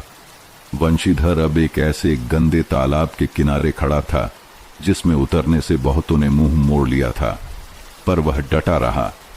उसकी आंखों में एक ही उद्देश्य था, कानून की रक्षा। नियुक्ति और पहले दिन की चुनौती। उस सुबह आसमान में बादल छाए हुए थे, हवा में समुद्री नमी थी और धरती पर एक बेचैनी। वंशीधर ने अपनी वर्दी पहली बार पहनी, नीले रंग की सादी पोशाक, कांधे पर एक मामूली पट्टी और सिर पर गोल टोपी, पर उसकी चाल में जो दृढ़ता थी वह किसी कलेक्टर से कम नहीं लगती थी। कचहरी में पहला दिन थाने के गेट पर ही सिपाही चौकन्ने हो गए। नया दरोगा आ गया। एक दूसरे को कोहनी मारते हुए बोले। कुछ ने मुस्कुराकर सलाम ठोका, कुछ ने सिर झुका लिया, क्योंकि वे जानते थे यह कोई आम दरोगा नहीं है। वंशीधर ने थाने का निरीक्षण किया। रिकॉर्ड्स धूल से ढंके थे, मालखाने में ताले जंग खा रहे थे और सिपाही दोपहर में ताश खेलते हुए पाए गए। उसने तुरंत व्यवस्था में बदलाव शुरू किया। सुबह 8 बजे उपस्थिति अनिवार्य होगी। हर जब्ती और मालखाने की वस्तु का विवरण 2 दिनों में तैयार होना चाहिए। हर गश्त की सूचना मुझे लिखित रूप में चाहिए। पुराने कांस्टेबल रामजीवन कान खुजाते हुए बोले, हुजूर, ये सब यहां चलता नहीं है। पिछला दरोगा बाबू तो, वंशीधर ने बीच में ही कहा, पिछले की बात मत करो रामजीवन, अब जो होगा कानून के हिसाब से होगा। पहली चुनौती। विजय राज सिंह का कारवां शाम ढल रही थी। अचानक सूचना मिली कि विजय राज सिंह का काफिला शहर से होकर जा रहा है। वह अपने खेतों की ओर लौट रहे थे, साथ में दर्जनों बैलगाड़ियां, कुछ संदिग्ध बोरियां और सशस्त्र सेवक। सभी सिपाही चुप। पुराना लिपिक धीरे से बोला, साहब, उनसे पंगा मत लीजिए, उन्होंने पिछले 3 अफसरों को ट्रांसफर करवा दिया था। वंशीधर ने आंखें तरेर कर कहा, वह राजा नहीं है और मैं भी गुलाम नहीं। नियम सब पर लागू होते हैं। वह तुरंत अपने 4 सिपाहियों को साथ लेकर उस मार्ग पर जा पहुंचा जहां विजय राज का काफिला रुकवाया जा सकता था। सड़क संकरी थी और दूर दूर तक बबूल के झाड़ फैले हुए थे। आमना सामना जैसे ही वंशीधर ने हाथ उठाया, बैलगाड़ियां रुक गईं। एक सेवक आगे आया, दरोगा जी, जमींदार साहब को रोका नहीं जाता, आदेश है ऊपर से। वंशीधर ने कड़क आवाज में कहा, जमींदार साहब से कहिए कि गाड़ी की तलाशी दीजिए, वरना जब्ती होगी। कुछ ही देर में विजय राज सिंह स्वयं गाड़ी से उतरे। वे ऊंचे डील डॉल के व्यक्ति थे, रेशमी अंगोछा, सोने की अंगूठियां और चेहरे पर शातिर मुस्कान। क्या नाम है दरोगा बाबू आपका? वंशीधर। कहां से हैं? काशी से। तो काशी से चलकर नमक की बोरियों तक पहुंच गए? हां, क्योंकि कानून वहीं पहुंचता है जहां अपराध होता है। एक पल को सन्नाटा छा गया। विजय राज सिंह ने कुछ सोने के सिक्के निकालकर अपनी मुट्ठी में चमकाते हुए कहा, ये आपके अगले कुछ महीनों की परेशानी कम कर सकते हैं। वंशीधर ने बिना हिचकिचाए कहा, ये कानून की किताब नहीं बदल सकते। जब्ती उस रात पहली बार विजयराज सिंह की बैलगाड़ियों की तलाशी हुई। 5 बोरियों में नमक पाया गया, जिन पर सरकारी टैक्स का कोई हिसाब नहीं था। वंशीधर ने उन्हें जब्त कर लिया और चालान लिखवाया। पूरे नगर में हड़कंप मच गया। किसी ने जमींदार की गाड़ियां जब्त करने का साहस पहली बार किया था। भ्रष्टाचार के दांव पेंच अमनगढ़ में अगली सुबह की शुरुआत ताजी हवा से नहीं, बल्कि फुसफुसाहटों और अफवाहों से हुई। चाय की दुकानों, पान के खोखों, पुलिस चौकियों, यहां तक कि तहसीलदार की बैठक में भी सिर्फ एक ही चर्चा थी, नया दरोगा पागल है। सत्ता का पहला तीर उस दिन दोपहर को ही विजयराज सिंह के चमच्चों ने अपने पहले दांव चला। कलेक्टर के कार्यालय में एक गुप्त शिकायत भेजी गई। नए दरोगा ने बिना परमिशन जमींदार के वाहनों की जब्ती की, अफसरशाही का दुरुपयोग किया गया है। उधर थाना प्रभारी रामजीवन को आदेश मिला कि वह वंशीधर की कार्यप्रणाली पर रिपोर्ट तैयार करे। रामजीवन अब तक वंशीधर से रुष्ट था। अब देखिए हुजूर, आप भी किसी का दिल नहीं रख रहे, दुनिया तो ऐसे ही चलती है। वंशीधर ने उसे सीधे जवाब में कहा, अगर दुनिया गलत चल रही है तो उसे सही करने के लिए ही तो हम हैं। मैं न किसी का नौकर हूं न किसी का गुलाम। लालच का दूसरा जाल। अगले दिन वंशीधर को डाक से एक संदूक मिली। उस पर नाम भी नहीं था, पर भीतर चिट्ठी थी। ईमान का कोई मोल नहीं, पर भूख की कोई जात नहीं। यह सौगात एक मित्र की ओर से, एक छोटी सी शुरुआत। संदूक में सोने के सिक्के और रेशमी वस्त्र भरे हुए थे। वंशीधर ने उसी समय एक रिपोर्ट तैयार की और सामान जब्त करवा दिया। फिर अपने हस्ताक्षर के साथ नोट लिखा, भ्रष्टाचार के इन सिक्कों की जगह मेरे आत्मसम्मान का मूल्य कहीं अधिक है। तीसरा वार। जनता में भ्रम फैलाना। अब विजयराज सिंह ने सबसे चालाक रास्ता अपनाया, जनता के मन में शक पैदा करना। नगर में यह प्रचारित किया गया कि वंशीधर वास्तव में अंग्रेज सरकार का कठपुतली है, जो गरीबों पर जुल्म करेगा। वो तुम्हारा नमक जब्त करेगा। उसके कारण अब कोई भी अपने घर में नमक नहीं रख पाएगा। कुछ लोगों ने दरोगा के विरुद्ध नारे भी लगाए, वंशीधर वापस जाओ। लेकिन जब गांव की एक बुजुर्ग महिला उसके पास आई और चुपचाप उसका हाथ पकड़कर बोली, बेटवा तू अकेला है पर हम सब तुझसे हैं, तब वंशीधर की आंखें नम हो गईं। भीतर की लड़ाई। रात में वंशीधर अपनी कोठरी में अकेला बैठा था। सामने मोमबत्ती टिमटिमा रही थी। उसने एक कागज उठाया और लिखा, काश इस समाज को सत्य की कीमत समझ में आती। काश ईमानदारी सिर्फ उपदेश न होती। पर मैं हार नहीं मानूंगा, क्योंकि मैं अपने आप से झूठ नहीं बोल सकता। विजयराज सिंह का प्रवेश एक सुबह, जब हवा में घुली समुद्र की नमी ज्यादा चुभने लगी थी। वंशीधर को सूचना मिली कि विजयराज सिंह स्वयं दरबार में उपस्थित होना चाहते हैं, थाने में दरोगा के सामने। यह समाचार पूरे अमनगढ़ में फैल गया। राजा खुद दरोगा के पास जाएगा? क्या खेल चल रहा है? हर गली हर चौपाल पर यही चर्चा थी। सिंहासन की चाल। विजयराज सिंह को अमनगढ़ का अनकहा सम्राट माना जाता था। उनके पास 100 से अधिक नौकर, कई जमींदारियों का पट्टा और राजनेताओं से रिश्ते थे। किसी ने उनसे टकराने की सोची नहीं थी, और जिन्होंने कोशिश की वे या तो ट्रांसफर हो गए या शांत। उनका आगमन किसी शाही सवारी से कम नहीं था। 4 घोड़े, 8 सेवक, 2 हाथी और पीछे बंदूकधारियों से भरी गाड़ी। मगर इस बार उनका चेहरा गंभीर था। मुस्कान के पीछे छिपा विष अब साफ दिखाई दे रहा था। आमना सामना थाने के आंगन में वंशीधर खड़ा था। सादा खाकी वर्दी, कमर पर झूलती तलवार और चेहरे पर अद्भुत संयम। विजयराज सिंह ने पहले हाथ जोड़कर कहा, दरोगा जी, लगता है आपने हमें पहचानने में भूल कर दी। हम इस क्षेत्र के रक्षक हैं, अपराधी नहीं।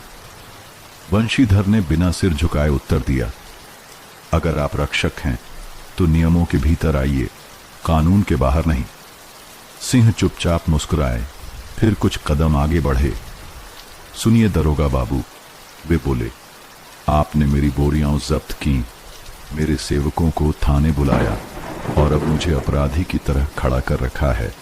ये क्या आपके पद की गरिमा के अनुकूल है? वंशीधर ने कहा, मैं कानून के अनुसार कार्य करता हूं।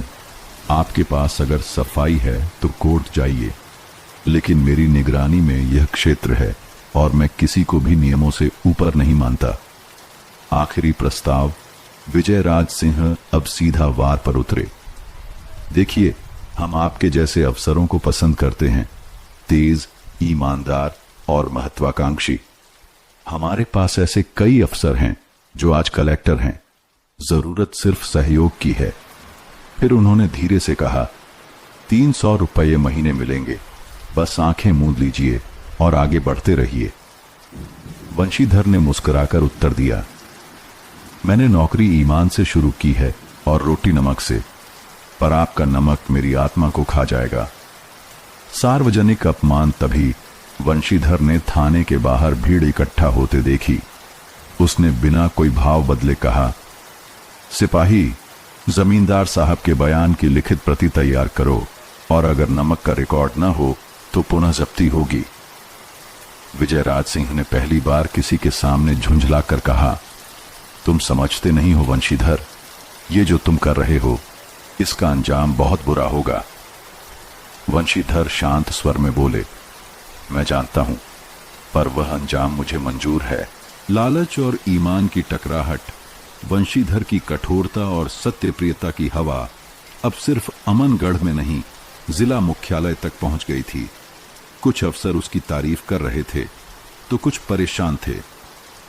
अगर यह दरोगा सफल हो गया तो बाकी ईमानदार भी सिर उठाएंगे। इसी बीच विजयराज सिंह का क्रोध अब और योजनाबद्ध हो चुका था। एक चिट्ठी काशी पहुंची। काशी में बैठे पंडित अयोध्या प्रसाद को एक चिट्ठी मिली। आपके सुपुत्र वंशीधर यहां बड़े अफसर बन बैठे हैं, पर ध्यान दीजिएगा कि उनके कारण बड़े घरों का अपमान हो रहा है। सरकार को अगर लगेगा कि वे अराजकता फैला रहे हैं तो कार्यवाही हो सकती है। यह पत्र अयोध्या प्रसाद के लिए एक वज्रपात था। उस शाम जब अंधेरा हो चला था, अयोध्या प्रसाद ने कांपते हाथों से अपने बेटे को पत्र लिखा, बेटा, मैं जानता हूं तू ईमानदार है, पर जमाना आज भी सत्य का साथ नहीं देता। तू इतना टकराएगा तो कहीं टूट न जाए। नौकरी बनी रहे, यही जरूरी है। सब्र से काम लो। वंशीधर ने पिता की यह चिट्ठी बार बार पढ़ी। उसकी आत्मा कांप उठी। मां के चेहरे की चिंता, पिता की थकी आंखें, घर की टपकती छत, सब उसके जहन में कौंध गए। रात का संकट। उस रात वह थाने की छत पर लेटा रहा। नींद आंखों से कोसों दूर थी। भीतर दो आवाजें लड़ रही थीं। आवाज एक, कुछ नहीं बिगड़ेगा वंशीधर, थोड़ी चुप्पी, थोड़ी चतुराई और सब ठीक रहेगा, तेरा परिवार भी सुखी रहेगा। आवाज दो, तू वह वंशीधर है जो सत्य के लिए काशी से चला था, तू क्या अब रास्ता बदल देगा? तभी थाने के मुख्य दरवाजे पर एक सिपाही ने आकर सूचना दी, हुजूर, विजयराज सिंह के आदमी आए हैं, मुलाकात करना चाहते हैं। अंतिम प्रस्ताव सामने वही बूढ़ारी सेवक खड़ा था जो पहले भी पैसे लाया था। इस बार उसके पास एक और चीज थी, बैंक का नियुक्ति पत्र। हुजूर, वह बोला, आप चाहें तो हम आपको सीधे कानून विभाग में विशेष अधिकारी बनवा सकते हैं।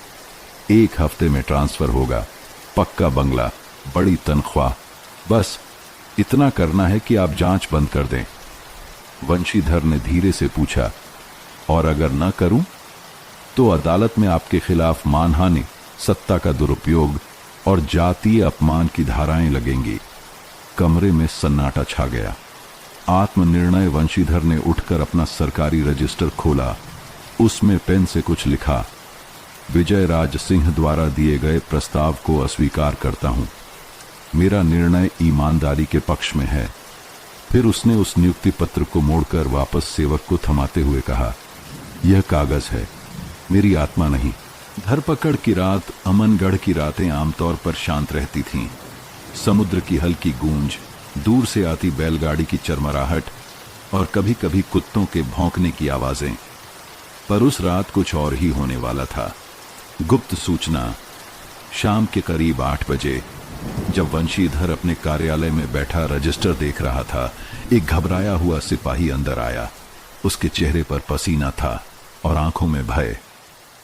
हुजूर, उसने फुसफुसाकर कहा, सूत्रों से पता चला है कि आज रात विजयराज सिंह के मुख्य नमक गोदाम से गुप्त रूप से माल निकाला जाएगा। बड़ी मात्रा में तस्करी की योजना है। वंशीधर की आंखों में बिजली चमक उठी। कहां है यह गोदाम? बड़ी सराय के पीछे, पुरानी बस्ती की ओर, जहां कोई दरोगा कभी गया ही नहीं। योजना वंशीधर ने 4 सिपाहियों को बुलाया, हरिओम, बलदेव, ताहिर और रामजी। सभी निष्ठावान थे, पर घबराए हुए भी। अगर आप चाहें तो कलेक्टर से अनुमति नहीं। जितना समय अनुमति में जाएगा उतना ही अपराध में लगेगा। हम अभी निकलते हैं। वंशीधर ने रात 9 बजे छापा मारने की योजना बनाई। सिपाहियों को सादे वस्त्रों में भेजा गया। खुद वंशीधर खाकी कोट के ऊपर काली शॉल ओढ़े चुपचाप गोदाम की दिशा में चल पड़ा। गोदाम का दृश्य बड़ी सराय के पीछे वह इलाका वीरान था। पुराने खंडहर, झाड़ियों के बीच घुसी संकरी पगडंडी और दूर कहीं धीमी धीमी लालटेन की रोशनी। सहसा वंशीधर ने देखा 4 बैलगाड़ियां कतार में खड़ी थीं। हर गाड़ी पर नमक से भरी बोरियां और 10-12 मजदूर उन्हें लाद रहे थे। आसपास 2 बंदूकधारी खड़े निगरानी कर रहे थे। यही है समय, वंशीधर ने इशारा किया। धरपकड़ सिपाहियों ने चारों ओर से घेराबंदी की। हाथ ऊपर, गोदाम की तलाशी होगी। गाड़ीवान चौंके, मजदूर डर कर भागने लगे।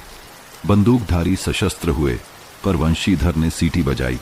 पास की गली में छुपे 2 अतिरिक्त सिपाही घोड़े पर सवार आ गए। एक हल्की मुठभेड़ हुई। 2 सिपाही घायल हुए, पर अंततः 5 लोग गिरफ्तार हुए। 10 बैलगाड़ियां जब्त हुईं और 350 बोरियां नमक की बरामद हुईं, जिनका कोई सरकारी हिसाब नहीं था। विजयराज सिंह का नाम जब दस्तावेज देखे गए तो बोरियों पर एक मोहर थी, वीएस सन्स, विशेष व्यापारी। सभी जान गए ये विजयराज सिंह का सबसे बड़ा गोदाम था। वंशीधर ने रात को ही रिपोर्ट तैयार की, सबूत सील करवाए और जिला कार्यालय को सूचना भेज दी। पूरे शहर में हलचल। सुबह होते होते यह खबर जंगल में आग की तरह फैल गई। विजयराज सिंह का गोदाम सील, नमक का बादशाह गिरफ्तार। लोगों के चेहरों पर पहली बार उम्मीद की चमक थी। थाने के बाहर महिलाएं मिठाई लेकर आईं। एक बुजुर्ग किसान बोला, सच में ये दरोगा बाबू तो साक्षात धर्मराज हैं। कोतवाली की राजनीति धरपकड़ की रात के बाद वंशीधर को लग रहा था कि उसने सत्य का झंडा गाड़ दिया है, पर जैसे ही सूरज निकला, सत्ता की असल चालें उजागर होने लगीं। राजनीति का पलटवार अगले दिन ही जिला कार्यालय से एक चिट्ठी आई। दरोगा वंशीधर से पूछा जाए कि क्या उन्होंने विजयराज सिंह के गोदाम पर छापा मारने से पूर्व उचित अनुमति प्राप्त की थी। वंशीधर चौंक गया। क्या सत्य की रक्षा के लिए भी अब अनुमति लेनी पड़ती है? सिपाही रामजीवन बगल से बोला, हुजूर, ये जमींदार साहब सीधा दिल्ली तक हाथ रखते हैं। आपने उनका दिल दुखाया है, अब वो आपकी गर्दन झुकाएंगे। झूठे आरोप। जिला मुख्यालय में एक विशेष बैठक बुलाई गई। उसमें 3 बातें उठाई गईं। दरोगा ने बिना अनुमति छापा मारा। जब्ती में की गई कार्यवाही में निजी प्रतिशोध झलकता है। गोदाम से जब्त नमक के एक हिस्से की चोरी हुई है, दरोगा की जानकारी में। वंशीधर पर चोरी, सत्ता का दुरुपयोग और पक्षपात जैसे आरोप लगे। वंशीधर का पक्ष उसने अपनी रिपोर्ट, गवाहों और सबूतों के साथ जिला अधिकारी के सामने पेशी दी। सर, अगर हर अपराधी को पहले सूचना देनी पड़े कि हम आ रहे हैं, तो फिर कानून सिर्फ कागज पर ही रहेगा। मैंने अपनी ड्यूटी की है और गोदाम की सीलिंग का हर चरण दस्तावेजित है। लेकिन अधिकारी के चेहरे पर निर्विकार भाव था। उनके पास ऊपर से दबाव था। विजयराज सिंह ने अपने प्रभाव से कलेक्टर को भी झुका लिया था। मीडिया और अफवाह नगर में अब 2 वर्ग बन गए थे। एक जो वंशीधर को नायक मानता था, दूसरा जो कहता था ईमानदारी दिखाने की जल्दी में दरोगा ने शांति भंग कर दी है। कुछ अखबारों में खबर छपी, अमनगढ़ में न्याय या जिद, दरोगा पर सवाल उठे। पारिवारिक दबाव। काशी से एक और पत्र आया। पिता ने लिखा, बेटा, हमें डर है तुझे कहीं जेल न भेज दिया जाए। क्या तुझ में थोड़ा समझौता करने की भी बुद्धि नहीं? तू अकेला है बेटा। ईमानदारी घर चलाने नहीं देती, सावधान रह। वंशीधर ने पत्र पढ़ा और लंबी सांस ली। अंतहीन पूछताछ। अब रोज कोई न कोई अधिकारी आता, सवाल करता, वंशीधर की नीयत पर शक करता। हर जवाब के बाद फाइलें मोटी होती जा रही थीं और उसका मन थकता जा रहा था। वह जानता था अब लड़ाई न्यायालय में नहीं, मनोबल के विरुद्ध है। अदालत का खेल। अमनगढ़ की अदालत में उस दिन भीड़ कुछ ज्यादा थी। न्यायालय के गलियारे लोगों से खचाखच भरे थे, कुछ उत्सुक, कुछ भयभीत, कुछ उम्मीद लिए हुए। पहली बार वहां कोई ऐसा मुकदमा चलने वाला था जिसमें अभियुक्त कोई अपराधी नहीं बल्कि ईमानदार दरोगा था। सुनवाई से पहले वंशीधर अदालत परिसर में दाखिल हुआ तो उसके चेहरे पर थकान थी, पर आंखों में अभी भी आत्मविश्वास की रोशनी बची थी। उसकी खाकी वर्दी कसी हुई थी, चाल में संकोच नहीं था। एक तरफ जमींदार के वकील झक सफेद अचकन में भारी फाइलें लिए हुए, दूसरी तरफ अकेला वंशीधर अपने गवाहों और रिकॉर्ड्स के साथ। अभियोग सरकारी वकील ने आरोप पढ़े। वंशीधर ने बिना पूर्व अनुमति सरकारी छापे की कार्यवाही की। विजयराज सिंह के प्रतिष्ठा को ठेस पहुंचाई। जब्ती के समय अनियमितता बरती, निजी बदले की भावना से प्रेरित होकर कार्य किया। वंशीधर की दलील न्यायाधीश के सामने खड़े होकर वंशीधर ने स्पष्ट, सधे और दृढ़ स्वर में कहा, माननीय न्यायालय, यदि हर अपराधी को पहले सूचना भेजनी पड़ी कि हम छापा मारने आ रहे हैं तो अपराधियों की ताकत और बढ़ जाएगी। मैंने किसी भी नियम का उल्लंघन नहीं किया।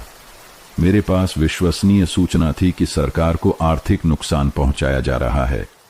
क्या एक सरकारी अधिकारी का यह दायित्व नहीं कि वह राष्ट्र के संसाधनों की रक्षा करे, भले ही उसे कुछ विधियों के घेरे में न समेटा गया हो। बहस और गवाह अदालत में कई गवाह बुलाए गए। एक मजदूर जिसने गोदाम में नमक की पैकिंग की थी, एक पुराना कर्मचारी जिसने बताया कि उन्हें चुप रहने के लिए पैसे दिए गए थे, और एक पत्रकार जिसने छापे के समय वहां की तस्वीरें ली थीं। सभी गवाही वंशीधर के पक्ष में गईं, पर जमींदार का वकील भी चतुर था। दरोगा, वंशीधर ने कोई लिखित अनुमति क्यों नहीं ली? क्या वह खुद को कानून से ऊपर मानते हैं? क्या यह सत्ता का दुरुपयोग नहीं? न्यायाधीश की टिप्पणी अदालत में चुप्पी छा गई जब न्यायाधीश ने कहा, वंशीधर, आपके कर्म और नियत में अंतर नहीं दिखाई देता, पर इस न्यायालय को यह तय करना है कि क्या नियमों का पालन हुआ। आप पर सत्ता का दुरुपयोग सिद्ध नहीं होता, पर आपसे यह अपेक्षा थी कि आप उच्च अधिकारियों को सूचना देते। वंशीधर ने उत्तर दिया, अगर मैंने सूचना दी होती तो गोदाम से नमक गायब हो चुका होता। क्या न्याय व्यवस्था इतना धीमा होना चाहिए कि अपराध पहले भाग जाए फिर न्याय पीछे दौड़े? न्याय का क्षण अदालत में सन्नाटा। न्यायाधीश ने फैसला सुनाया। इस न्यायालय की दृष्टि में वंशीधर दोषी नहीं है। उनके द्वारा किया गया कार्य नियमों के अनुरूप भले न रहा हो, पर कानून की आत्मा से मेल खाता है। यह अदालत उन्हें निर्दोष घोषित करती है और इस निर्णय के माध्यम से उन सभी अधिकारियों को चेताती है जो नियमों की आड़ में अपराध को संरक्षण देते हैं। पिता की नाराजगी और आत्ममंथन अदालत का फैसला सुनते ही वंशीधर की पीठ जैसे सीधी हो गई थी। दरबार के बाहर खड़े लोग तालियां नहीं बजा सके क्योंकि डर अभी भी जीवित था, पर उनकी आंखों में सम्मान था। कुछ एक किसानों ने दूर से झुककर सिर हिलाया, जैसे कह रहे हों, तू अकेला लड़ा पर हम सब तेरे साथ हैं। लौटना थाने लौटकर वंशीधर ने अपनी वर्दी उतारी और पहली बार आईने में देखा। चेहरे पर थकान थी, आंखों के नीचे हल्का काला घेरा और बालों में कुछ सफेदी की झलक, पर भीतर एक अदृश्य प्रकाश था। पर तभी टेबल पर रखा एक पुराना लिफाफा दिखा, काशी से आया हुआ। उसने कांपते हाथों से वह चिट्ठी खोली। वंशी, अब तक तुम्हारी खबरें अखबारों में पड़ी हैं। हाँ, तुम ईमानदार हो, पर क्या तुम्हारी यह लड़ाई हमारे दुख से बड़ी है? तुम्हारी माँ की तबीयत लगातार गिर रही है। घर में दवा लाने के पैसे नहीं हैं। जो रिश्तेदार आते हैं वे सवाल करते हैं, तुम्हारा बेटा दरोगा है ना, फिर ये हाल क्यों? बेटा, तुम जो लड़ाई लड़ रहे हो वह शायद सही हो, पर हमारी जिंदगी उससे कहीं ज्यादा कठिन होती जा रही है। तुम्हारे छोटे भाई की फीस जमा नहीं हुई। लोग अब मुंह फेरने लगे हैं। ईमानदारी तब तक सुंदर है जब तक वह घर के चूल्हे को बुझा न दे। तुम्हारा पिता अयोध्या प्रसाद। वंशीधर की आंखें डबडबा गईं। उसने धीरे से पत्र को मोड़ा और सिर टिका दिया कुर्सी पर। आत्ममंथन की रात, उस रात वह न तो सो पाया न बोल पाया। भीतर कहीं एक घातक युद्ध चल रहा था। कर्तव्य बनाम करुणा, आदर्श बनाम अभाव, समाज बनाम घर। क्या मैं गलत कर रहा हूं? क्यों मेरे फैसलों की सजा मेरे परिवार को भुगतनी पड़ रही है? क्या ईमानदारी सचमुच स्वार्थ है? वह एक पुराने कागज पर कुछ लिखने बैठा। मेरे पिता के शब्दों में दुख है पर झूठ नहीं। मैंने अपने आदर्शों को थामा है पर शायद उनकी हथेली में जलन हो रही है। मुझे अब निर्णय लेना होगा। लड़ाई सिर्फ बाहर नहीं, भीतर भी जारी है। उसने निर्णय नहीं लिखा पर कलम वहीं रख दी, जैसे वह आगे सोचने से डर गया हो। नई तैनाती, अंतिम इम्तिहान। कुछ दिन बाद जिला कार्यालय से एक पत्र आया। दरोगा वंशीधर को विशेष कारणों से तत्काल प्रभाव से धर्मपुर क्षेत्र में स्थानांतरित किया जाता है। आदेशानुसार प्रस्थान करें। इसमें कारण नहीं थे, तारीख थी, स्थान था और एक अस्पष्ट संकेत। यह तबादला सम्मानपूर्वक है या निर्वासन के रूप में। धर्मपुर अंधेरे का नगर। धर्मपुर एक सीमावर्ती क्षेत्र था जहां न बिजली ठीक से थी न कानून। वहां की पुलिस चौकी वर्षों से शोपीस बनी हुई थी। तस्करों, शराब माफिया और नकली सिक्कों का अड्डा था वह नगर। कहते थे धर्मपुर में कानून नहीं चलता, वहां धंधा चलता है। वंशीधर जब वहां पहुंचा तो स्टेशन पर कोई स्वागत नहीं था।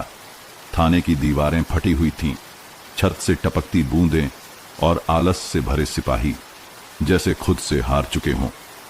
पहला आदेश वंशीधर ने थाने पहुंचते ही साफ शब्दों में कहा, चाहे कुछ हो जाए पर इस इलाके को मैं जीते जी माफिया के हवाले नहीं रहने दूंगा। सबने सिर झुकाया पर भीतर ही भीतर वह डर बैठा हुआ था, क्योंकि धर्मपुर में कोई सत्य की लड़ाई नहीं लड़ा था अब तक। पहले हफ्ते में ही धमकी। एक रात वंशीधर को एक बंद लिफाफा मिला जिसमें लिखा था, तू धर्मपुर में कुछ बदल नहीं सकता। अगर चुपचाप रहोगे तो जिंदा रहोगे, अगर हिलाएगा तो खुद मिट जाएगा। और साथ में था एक टूटा हुआ खंजर। वंशीधर चुप रहा। फिर एक दिन उसे सूचना मिली कि नदी के पार के इलाके में नकली सिक्कों की छपाई चल रही है। वहीं से देश भर में पैसे भेजे जाते हैं। सभी सिपाहियों ने उसे रोका। हुजूर, वो जगह माफिया का गढ़ है, वहां तो पुलिस भी जाने से डरती है। पर वंशीधर ने बस इतना कहा, अगर पुलिस डर गई तो जनता किससे उम्मीद रखे। निर्णायक कार्रवाई अगली रात। वंशीधर ने 7 सिपाहियों के साथ छापा मारा। झाड़ियों के बीच एक झोंपड़ी में मशीनें चल रही थीं। बाल्टियों में नकली सिक्के और हथियारबंद लोग पहरा दे रहे थे। मुठभेड़ हुई, गोलियां चलीं। वंशीधर की बाह में गोली लगी पर उसने हार नहीं मानी। 3 माफिया गिरफ्तार हुए, मशीनें जब्त हुईं और धर्मपुर की जमीन पर पहली बार कानून ने झंडा गाड़ा। लेकिन अगली सुबह अखबारों में कोई खबर नहीं थी, न कोई पुरस्कार, न कोई प्रशंसा। बस एक अज्ञात चिट्ठी आई, तू फिर जीत गया, पर अगली बार तुझे कोई पत्र नहीं मिलेगा, सीधा अंतिम सलाम भेजा जाएगा। अंतिम प्रस्ताव। धर्मपुर की उस मुठभेड़ के बाद वंशीधर की हालत ठीक नहीं थी। बाह की गोली तो बाहर निकल गई थी, पर भीतर जो घाव था वह धीरे धीरे गहराता जा रहा था। 3 रातें बीती पर न कोई वरिष्ठ अधिकारी आया, न कोई पत्रकार। सरकारी विभाग भी चुप था। ऐसा लग रहा था जैसे सच को जानबूझकर गुमनामी में दबा दिया गया हो। थकान का बिंदु। एक सुबह वंशीधर अकेले बैठा थाने के पुराने रजिस्टर पलट रहा था। वर्षों से न कोई तैनात सही ढंग से हुआ, न कोई गुनहगार पकड़ा गया। ये जगह सिर्फ फाइलों में जिंदा थी। तभी उसके सामने वह पुरानी चिट्ठी फिर आ गई, पिता की। उसने उसे फिर से पढ़ा, फिर जेब से एक छोटा रुमाल निकाला मां का भेजा हुआ। और पहली बार वंशीधर की आंखों से आंसू गिरे। क्या ये लड़ाई अब भी जरूरी है? उसी शाम विजयराज सिंह का दूत हवा में धूल थी और आकाश में गरजते बादल। तभी एक घोड़ा थाने के सामने रुका। उतरकर एक आदमी आया, वही जो कभी नमक की बोरियां लाता था। अब वह रेशमी कुर्ता पहने हुए था, हाथ में एक दस्तावेज और साथ में एक भारी बैग। दरोगा बाबू, आपके साहस की कद्र करने वाले अब बहुत हो गए हैं। आपको विजयराज सिंह साहब की तरफ से सम्मानित आमंत्रण भेजा गया है। वंशीधर कुछ नहीं बोला, वह आगे बढ़ा। अगर आप चाहें तो अगले महीने आप जिले के पुलिस अधीक्षक बन सकते हैं। आपकी मेहनत, आपकी ईमानदारी, सबका इनाम मिलेगा। बस आपको धर्मपुर छोड़ना होगा और भविष्य को पकड़ना होगा। वंशीधर ने पूछा, और इसके बदले? कुछ नहीं, आप कोई छापा नहीं मारेंगे, कोई माफिया पर कार्यवाही नहीं करेंगे, बस मौन रहेंगे। आत्मसंघर्ष। उस रात वंशीधर ने फिर 2 कागज निकाले, एक इस्तीफा पत्र, दूसरा धर्मपुर के हर अपराधी, गोदाम, संपर्क नंबर और नक्शों की सूची। दोनों को देखकर वह देर तक सोचता रहा। कभी आंखें बंद करता, कभी दीवार की ओर देखता और कभी अपनी मां के रुमाल को कसकर पकड़ लेता। तभी बिजली कड़की, मोमबत्ती बुझ गई और उसने लिखा, वंशीधर का अंतिम पत्र कलेक्टर के नाम। मैं धर्मपुर छोड़ने से मना करता हूं। अगर मेरे सत्य की कीमत पद है तो मैं पद छोड़ता हूं, पर अगर मेरी चुप्पी से किसी निर्दोष की हत्या होती है तो वह अपराध मैं नहीं कर सकता। यह मेरा अंतिम प्रस्ताव है। मैं न्याय की सेवा में हूं, पुरस्कार या परिणाम की नहीं। वंशीधर दरोगा, धर्मपुर पुलिस चौकी। संभवतः अंतिम हस्ताक्षर। न्याय का सूर्योदय। धर्मपुर में वो रात अजीब थी। सन्नाटा भी बोल रहा था और अंधेरा भी चमक रहा था। थाने की दीवारों पर हल्की बारिश की थपकियां थीं, जैसे आकाश भी उसकी लड़ाई का साक्षी बनना चाहता हो। वंशीधर रात भर जागता रहा। कभी पुराने कागज पलटता, कभी मां का रुमाल छूता और कभी अपने हाथ की पट्टी बदलता, जहां गोली का निशान अब भी धड़कता था। अगली सुबह कुछ बदला हुआ था। सुबह सुबह जब पहली किरण फूटी, तभी एक घोड़ा तेजी से थाने के सामने आकर रुका। उस पर बैठा एक राजकीय संदेशवाहक था। उसके हाथ में कलेक्टर की सील लगी फाइल। वंशीधर ने चुपचाप दस्तावेज खोला। आपका पत्र प्राप्त हुआ। आपको तत्काल प्रभाव से विशेष कर्तव्य अधिकारी नियुक्त किया जाता है। आपकी कार्यशैली को सरकार ने सराहा है। आपके द्वारा धर्मपुर में की गई कार्यवाहियों की विस्तृत रिपोर्ट मांगी गई है ताकि प्रदेश स्तर पर सुधार योजनाएं बन सकें। हम आपके धैर्य, साहस और निष्ठा को नमन करते हैं। वंशीधर कुछ क्षण शांत खड़ा रहा, फिर धीरे से मुस्कुराया। पूरा धर्मपुर चौंका। उसी दिन एक और घटना हुई। अखबारों में पहली बार वंशीधर का नाम पहले पन्ने पर छपा। धरती के सिपाही ने माफिया की नींव हिला दी। धर्मपुर की गलियों में बच्चे वंशीधर के नाम की बातें करने लगे। एक बुजुर्ग दादी थाने के बाहर खड़ी होकर बोली, बेटा, तू अब भी अकेला है, पर अब तेरी परछाई हम सब में है। घर से पत्र 2 दिन बाद वंशीधर को काशी से फिर पत्र मिला। बेटा, तेरे सत्य की कीमत हम समझ गए हैं। अब मां भी मुस्कुराती है। तेरे छोटे भाई को स्कूल से इनाम मिला है। लोग अब कहते हैं वंशीधर का खून सच्चा है। तू हार मत मानना। ये देश तुझ जैसे बेटों के कंधों पर खड़ा रहेगा। तुम्हारा पिता अयोध्या प्रसाद।